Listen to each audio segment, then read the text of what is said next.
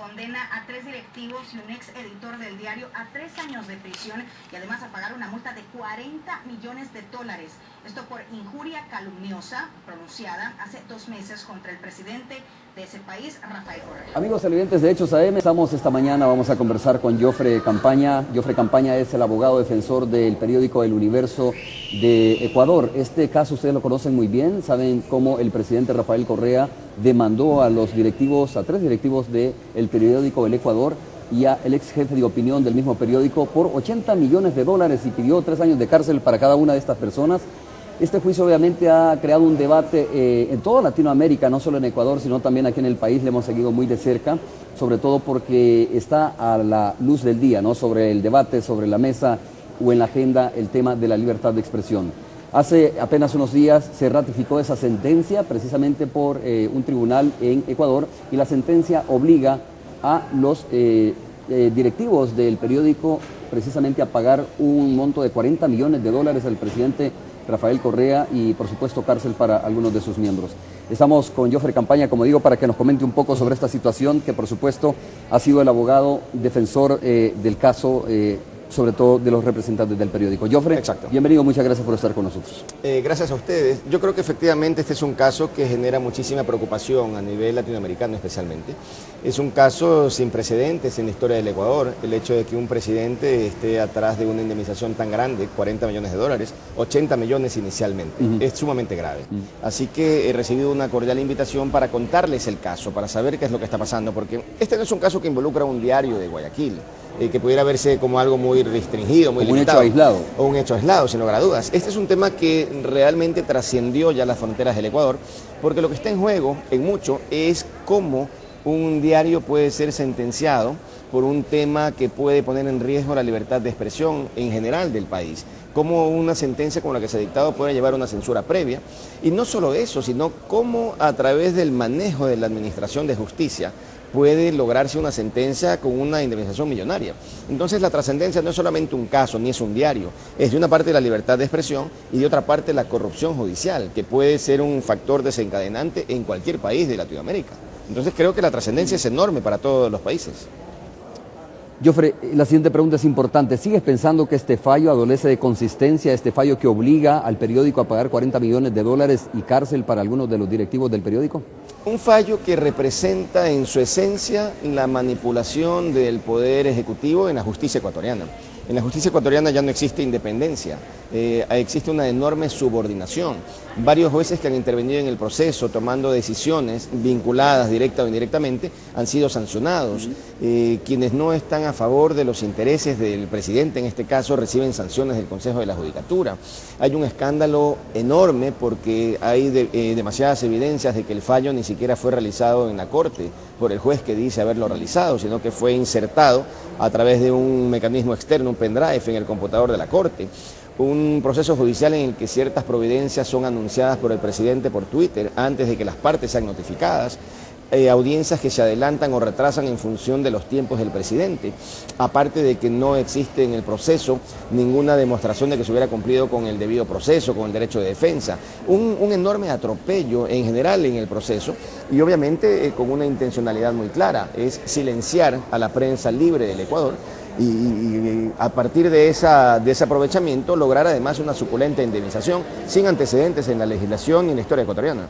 A ver, conozco muy bien el caso, se trata de un caso de difamación según el presidente de Ecuador, Rafael Correa, y quiero que tú me cuentes cómo el periódico, el medio, el que tú representas o al que estás defendiendo en este caso, pues demuestra que no hubo tal difamación, tal injuria como dice el presidente Rafael Correa. Bueno, es que hay algo importantísimo. El artículo es un artículo de opinión. Es un artículo de opinión en que el editorialista, Emilio Palacio, le dice al presidente que en el futuro alguien que no lo quiera, algún enemigo suyo, presidente inclusive, pudiera enjuiciarlo por un delito de lesa humanidad. Es decir, ese es el contenido de fondo. Entonces, claro, no se trata tanto de que se deba o no demostrar lo que se ha dicho. Se trata que es una crítica pública a un comportamiento gubernamental. Y esta crítica pública que implica una valoración del periodista sobre los sucesos que están ocurriendo en el Ecuador y sobre los sucesos conocidos del 30 de septiembre, es una valoración, es una crítica, es una opinión, es la exteriorización de un pensamiento. Entonces no se trata de que se pruebe o no se pruebe lo afirmado. Se trata de que es la valoración que un pensador, que un libre pensador tiene.